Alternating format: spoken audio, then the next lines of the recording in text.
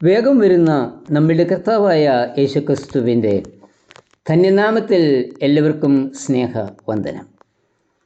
ക്രിസ്തീയ ജീവിതം പ്രായോഗികമായി ആരംഭിക്കുന്നത് സമർപ്പണത്തോടു കൂടിയാണ്.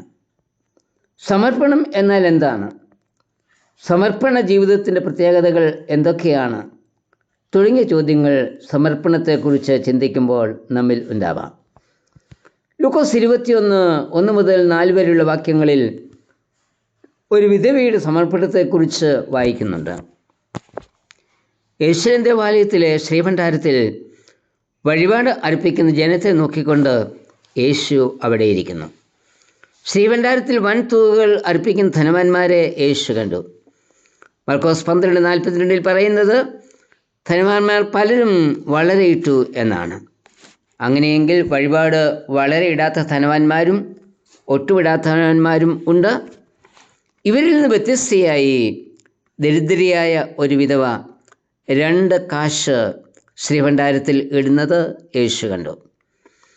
ഇത് കണ്ട് യേശു പറഞ്ഞു, എല്ലാവരും തങ്ങളുടെ സമൃദ്ധിയിൽ നിന്ന് വഴിപാടിട്ടു, എന്നാൽ ഈ വിധവയോ തൻ്റെ ഇല്ലായ്മയിൽ നിന്ന് തനിക്കുള്ള ഉപജീവനം ഒക്കെയും ഇട്ടു. സമൃദ്ധിയിൽ നിന്ന് വഴിപാടിട്ട ധനവാന്മാരും ഇല്ലായ്മയിൽ നിന്ന് തനിക്കുള്ള ഉപജീവനം മുഴുവനും ഇട്ട വിധവയും.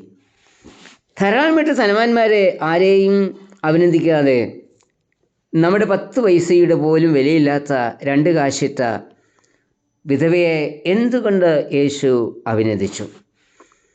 അതിനുത്തരം 4-ാം വാക്യത്തിൽ തന്നെയുണ്ട്.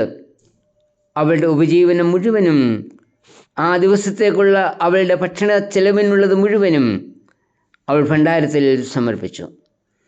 അങ്ങനെയെങ്കിൽ ആ ദിവസം അവൾ പട്ടിണിയില്ല, പട്ടിണി കിടന്നും ഉള്ളതെല്ലാം സമർപ്പിച്ച വിധവ. കയ്യിലൊട്ടും മിച്ചം വയ്ക്കാതെ ഉള്ളതെല്ലാം നൽകുന്നതാ സമർപ്പണം. പലപ്പോഴും നാം നൽകുന്നത് മിച്ചം വല്ലതുമുണ്ടെങ്കിൽ അതിൽ നിന്ന് ഒരംശമല്ലേ. ഒരുപക്ഷെ അത് മറ്റുള്ളവർ നൽകിയതിൽ ഒക്കെയും കൂടുതലായിരിക്കാം. എന്നിട്ട് പറയും, ഞാൻ ധാരാളമായി നൽകിയെന്ന്. ഈ നൽകൽ ഒരിക്കലും സമർപ്പണം ആകില്ല. എന്തുകൊണ്ട് ഈ വിധവ തനിക്കുള്ളതെല്ലാം ശ്രീഭണ്ഡാരത്തിൽ സമർപ്പിച്ചു? ഒന്ന്, ദൈവത്തോടുള്ള അവളുടെ സ്നേഹം. പിതാവായ ദൈവം നമ്മെ സ്നേഹിച്ചത് തൻ്റെ ഏകജാതനായ പുത്രനെ തന്നെ നൽകിക്കൊണ്ടായിരുന്നു. ഇതേപോലെ നമുക്കുള്ളതെല്ലാം നൽകി ദൈവത്തെ സ്നേഹിക്കണം. തനിക്കുള്ളതെല്ലാം ദൈവമുമ്പിൽ പൂർണ്ണമായി നൽകിയുള്ള സ്നേഹമായിരുന്നു വിധവയുടേത്. എല്ലാം ദൈവത്തിന് നൽകുവാൻ കഴിയുന്നില്ല എങ്കിൽ ദൈവത്തോടുള്ള നമ്മുടെ സ്നേഹം വ്യാജമാണ്. ദൈവത്തോടുള്ള നമ്മുടെ സ്നേഹത്തിൻ്റെ വ്യാപ്തി എത്രമാത്രം എന്ന് പരിശോധിക്കാം. 2, ദൈവത്തിലുള്ള അവളുടെ വിശ്വാസം. ഇന്ന് നമ്മുടെ വിശ്വാസം ബാങ്ക് ഡിപ്പോസിറ്റില്ല. എപ്പോൾ വേണമെങ്കിലും ബാങ്കിൽ നിന്ന് പണം മടക്കി കിട്ടും. എന്നാൽ ഈ സ്ത്രീയുടെ വിശ്വാസം ദൈവത്തിലായിരുന്നു. അതുകൊണ്ട് തനിക്കുള്ളതെല്ലാം ശ്രീഭണ്ഡാരത്തിൽ അവൾ ഡെപ്പോസിറ്റ് ചെയ്തു. തൻ്റെ ദൈനംദിന ജീവിതത്തിൽ ഉണ്ടാകുന്ന ഓരോ ആവശ്യങ്ങൾക്കും സ്വർഗീയ ഭണ്ഡാരം തക്ക സമയത്ത് തുറക്കും എന്ന് അവൾ വിശ്വസിച്ചു. ഈ വിശ്വാസം ഉള്ളവർക്ക് മാത്രമേ ധാരാളമായി കർത്താവിനെ സമർപ്പിക്കുവാൻ കഴിയൂ. 3, ഭാവി ജീവിതത്തെക്കുറിച്ച്, അതായത് നാളെക്കുറിച്ച് അവൾക്ക് ഒട്ടും ഉത്കണ്ഠ ഇല്ലായിരുന്നു. ആകാശത്തിലെ പറവുകളെ പുലർത്തുന്ന കർത്താവ്, വയലിലെ താമരയെ ചമയിക്കുന്ന കർത്താവ്, എന്നെയും പോറ്റുവാൻ മതിയായവൻ എന്ന് അവൾ വിശ്വസിച്ചു. അതുകൊണ്ട് ഒന്നിനെക്കുറിച്ചും അവൾക്ക് ആകുലചിന്ത ഇല്ലായിരുന്നു. ദൈവത്തെ സ്നേഹിക്കുന്നവർക്കും കർത്താവ് സ്വർഗത്തിൽ വലിയ നിക്ഷേപം ഒരുക്കിയിട്ടുണ്ട് എന്ന് വിശ്വസിക്കുന്നവർക്കും ഭാവിയെ ഓർത്ത് നിരാശപ്പെടാതിരിക്കുന്നവർക്കും മാത്രമേ സമ്പൂർണ്ണമായി എല്ലാം ദൈവകരങ്ങളിൽ സമർപ്പിക്കുവാൻ കഴിയും. വിധവയുടെ സമർപ്പണത്തിന് 3 പ്രത്യേകതകളുണ്ടായിരുന്നു. ഒന്ന്, അവൾ പൂർണ്ണമായി ഉപജീവനം മുഴുവനും, അതായത് അവൾ സമ്പൂർണ്ണമായി സമർപ്പിച്ചു. 2, അവൾ ജീവൻ നിലനിർത്തുന്നതിന് വേണ്ടതെല്ലാം, അതായത് അവളുടെ സമർപ്പണം ത്യാഗപൂർണമായിരുന്നു. 3, അവളുടെ സമർപ്പണം യഥാർത്ഥമായിരുന്നു, അതായത് അവളുടെ ജീവൻ തന്നെ ദൈവമുമ്പിൽ സമർപ്പിച്ചു.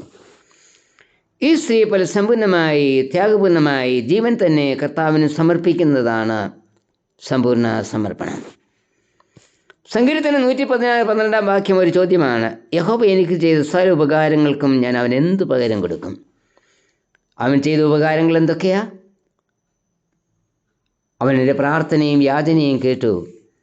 എൻ്റെ പ്രാണനെ മരണത്തിൽ നിന്നും, എൻ്റെ കണ്ണിനെ കണ്ണുനീരിൽ നിന്നും, എൻ്റെ കാലിനെ വീഴ്ചയിൽ നിന്നും രക്ഷിച്ചു. എൻ്റെ എല്ലാ കഷ്ടതകളിൽ നിന്നും വിടുവിച്ചു. എൻ്റെ സകല ബന്ധനങ്ങളെയും അവൻ അഴിച്ചു. അതുകൊണ്ട് ഞാൻ യഹോവയ്ക്ക് എൻ്റെ നേർച്ചകളെ സകല ജനവും കാണുക കഴിക്കുന്നു. സങ്കീർത്തനം 116:19. സങ്കീർത്തനക്കാരനെ പോലെ ദൈവം നമ്മിൽ ചെയ്തുകൊണ്ടിരിക്കുന്ന എല്ലാ ഉപകാരങ്ങൾക്കായും ഉള്ള നന്ദിയുടെ പ്രതിഫലനം ആകട്ടെ നമ്മളുടെ സമ്പൂർണ്ണമായ സമർപ്പണം.